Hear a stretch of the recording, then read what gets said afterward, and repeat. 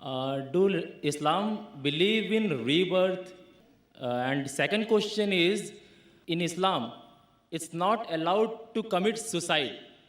But many people that in Pakistan, in Arabic countries, they are blowing themselves up and they are killing many people. بسم اللہ الرحمن الرحیم۔ السلام علیکم دوستو اس شخص نے ڈاکٹر ذاکر نائک صاحب سے اپنا تعارف کرواتے ہوئے کہا کہ میرا نام سنجی ہے، میں لینڈ ماربل کمپنی میں کام کرتا ہوں۔ میرے اسلام کے متعلق 2 سوال ہیں۔ پہلا سوال یہ ہے کہ کیا اسلام دوبارہ جنم لینے پر یقین رکھتا ہے، اور دوسرا سوال یہ ہے کہ اسلام میں خودکشی کی اجازت نہیں ہے، لیکن پاکستان میں اور عرب ممالک میں بہت سے لوگ کیوں خود کو مار رہے ہیں، کیوں خودکشی کر رہے ہیں۔ دوستو ویڈیو کی طرف بڑھنے سے پہلے آپ سے گزارش ہے کہ ویڈیو کو آخر تک دیکھیں تاکہ آپ جان سکیں کہ ڈاکٹر ذاکر نائک صاحب نے کس قدر مطمئن کر دینے والا جواب دیا۔ ڈاکٹر ذاکر نائک صاحب کا جواب اس حوالے سے بہت اہم ہے۔ دوستو بڑھتے ہیں آج کی اس ویڈیو کی جانب۔ ڈاکٹر ذاکر نائک صاحب نے مائکرو فون کے سامنے آتے ہی فرمایا کہ بھائی نے 2 سوال پوچھے ہیں۔ بھائی نے کہا ہے کہ کیا اسلام دوبارہ جنم لینے پر یقین رکھتا ہے، کیوں دوسرے ممالک کے اور پاکستان کے لوگ خود کو مار رہے ہیں، یعنی کیوں خودکشی کر رہے ہیں۔ ڈاکٹر ذاکر نائک صاحب نے فرمایا کہ سب سے پہلے میں آپ کے پہلے سوال کا جواب دیتا ہوں۔ آپ نے صرف دوبارہ جنم کے بارے میں پوچھا ہے۔ جی ہاں، اسلام دوبارہ جنم پر یقین رکھتا ہے۔ ہم مسلمان اس بات پر یقین رکھتے ہیں کہ انسان صرف ایک بار اس دنیا میں آتا ہے۔ قرآن پاک کہتا ہے کہ ہم ایک بار زندگی دیں گے، آپ صرف ایک بار اس دنیا میں آئیں گے، پھر آپ مر جائیں گے اور پھر اگلی زندگی دیں گے، یعنی موت کے بعد دوبارہ اگلی زندگی۔ ڈاکٹر ذاکر نائک صاحب نے فرمایا کہ یہی بات ویداس میں بیان کی گئی ہے۔ اگر آپ ہندوؤں کی کتاب رگ وید پڑھتے ہیں، اس میں پنرجنم کے بارے میں ذکر موجود ہے۔ پنر کا مطلب ہے نیکسٹ اور جنم کا مطلب ہے لائف، یعنی پنرجنم کا مطلب ہے اگلی زندگی۔ لیکن بدقسمتی سے بہت سے ہندو پنرجنم کا غلط مطلب لیتے ہیں۔ آپ نیکسٹ لائف کو پنرجنم کہیں یا ری برتھ کہیں، کوئی مسئلہ نہیں ہے، لیکن بہت سے ہندو سمسکارا کے فلسفے پر یقین رکھتے ہیں۔ سمسکارا ایک سنسکرت لفظ ہے جس کا مطلب ہے آپ اس دنیا میں آئیں گے، پھر آپ مر جائیں گے، پھر آپ اس دنیا میں آئیں گے، یعنی ہندو عقیدہ تناسخ پر یقین رکھتے ہیں۔ عقیدہ تناسخ اور سمسکارا کا لفظ ویداس میں موجود نہیں ہے۔ ڈاکٹر ذاکر نائک صاحب نے فرمایا کہ بھگوت گیتا میں کہا گیا ہے کہ انسان جس طرح پرانے کپڑے اتار کر نئے کپڑے پہن لیتا ہے، اسی طرح روح پرانے جسم کو پھینک کر نئے جسم میں ڈال دی جاتی ہے۔ ڈاکٹر ذاکر نائک صاحب نے فرمایا کہ جہاں تک اس بات کا تعلق ہے تو مجھے بھگوت گیتا سے کوئی اعتراض نہیں ہے۔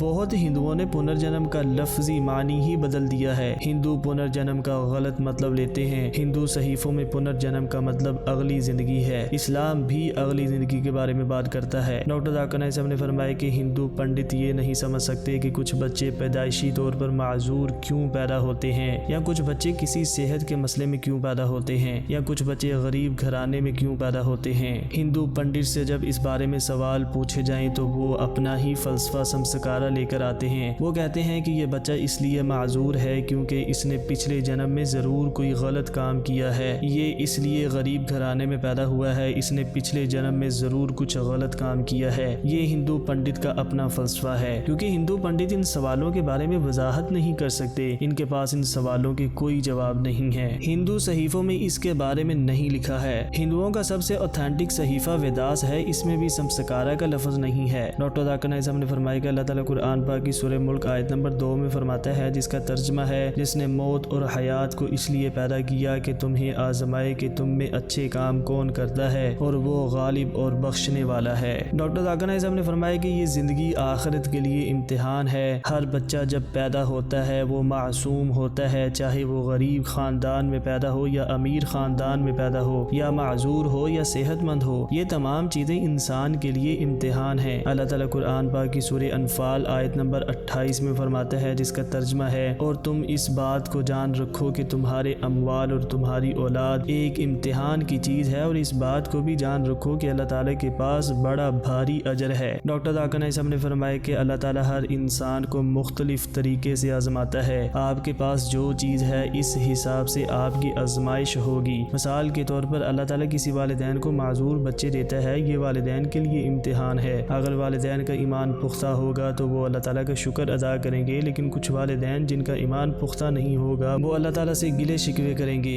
کہ اللہ تعالیٰ نے ہمیں کیسی اولاد دے دی۔ اگر آپ اللہ تعالیٰ پر بھروسہ کریں گے کہ یہ ہمارے لیے امتحان ہے تو اللہ تعالیٰ آپ کو بہتر اجر دے گا۔ اللہ تعالیٰ والدین کو معذور بچے دے کر انہیں امتحان میں مبتلا کرتا ہے تاکہ اللہ تعالیٰ جان سکے کہ کون اللہ تعالیٰ کا شکر ادا کرتا ہے۔ اسی طرح آپ کی دولت آپ کے لیے امتحان ہے۔ اللہ تعالیٰ مختلف لوگوں کو مختلف طریقوں سے آزماتا ہے، جتنا زیادہ امتحان مشکل ہوگا اس کا اتنا ہی اجر ملے گا۔ ڈاکٹر ذاکر نائک صاحب نے فرمایا کہ آپ صرف ایک بار ہی اس دنیا میں آتے ہیں، ایک بار آپ مر گئے تو پھر آپ دوبارہ اس دنیا میں نہیں آئیں گے۔ ڈاکٹر ذاکر نائک صاحب نے فرمایا کہ اب بڑھتے ہیں آپ کے دوسرے سوال کی جانب کہ اسلام میں خودکشی کرنا منع ہے، پھر بھی لوگ کیوں خودکشی کرتے ہیں۔ اللہ تعالیٰ قرآن پاک کی سورہ بقرہ آیت نمبر 159 میں فرماتا ہے، جس کا ترجمہ ہے، جو لوگ ہماری اتاری ہوئی دلیلوں اور ہدایت کو چھپاتے ہیں باوجود یہ کہ ہم اسے اپنی کتاب میں لوگوں کے لیے بیان کر چکے ہیں، ان لوگوں پر اللہ کی اور تمام لعنت کرنے والوں کی لعنت ہے۔ ڈاکٹر ذاکر نائک صاحب نے فرمایا کہ قرآن پاک کے مطابق خودکشی کرنا حرام ہے۔ اسلام میں خودکشی سے منع کیا گیا ہے۔ اللہ تعالیٰ قرآن پاک کی سورہ مائدہ آیت نمبر 32 میں فرماتا ہے، جس کا ترجمہ ہے، جو شخص کسی کو بغیر اس کے کہ وہ کسی کا قاتل ہو یا زمین پر فساد مچانے والا ہو قتل کر ڈالے تو گویا اس نے تمام لوگوں کو قتل کر دیا، اور جو شخص کسی ایک کی جان بچا لے اس نے گویا تمام لوگوں کو زندہ کر دیا۔ ڈاکٹر ذاکر نائک صاحب نے فرمایا کہ کسی معصوم انسان کو قتل کرنے سے بھی اسلام منع کرتا ہے، چاہے وہ مسلمان ہو یا غیر مسلم ہو، لہذا اسلام میں کسی بھی معصوم انسان کا قتل کرنا جائز نہیں ہے۔ اسلام اس سے منع کرتا ہے کیونکہ ایک انسان کا قتل کرنا پوری انسانیت کے قتل کرنے کے برابر ہے۔ اگر کسی جگہ پر بمباری ہوتی ہے تو اس کا الزام مسلمانوں پر لگا دیا جاتا ہے کہ مسلمانوں نے یہاں پر دھماکہ کیا ہے، یہ میڈیا ہے جو مسلمانوں کا نام بدنام کر رہا ہے۔ میں جانتا ہوں کہ مسلمانوں کے درمیان کچھ کالی بھیڑیں ہیں جو مسلمانوں کا نام بدنام کرتی ہیں، لیکن وہ صرف چند مسلمان ہیں۔ میڈیا اسلام کو بدنام کروانے کے لیے ان پر غلط الزام عائد کرتا ہے۔ ڈاکٹر ذاکر نائک صاحب نے فرمایا کہ خودکشی کرنا یا کسی معصوم انسان کا قتل کرنا اسلام میں حرام ہے۔ دوستو یہاں پر ڈاکٹر ذاکر نائک صاحب نے اپنا جواب مکمل کر لیا تھا۔ ویڈیو دیکھنے کا بہت شکریہ۔ اللہ حافظ۔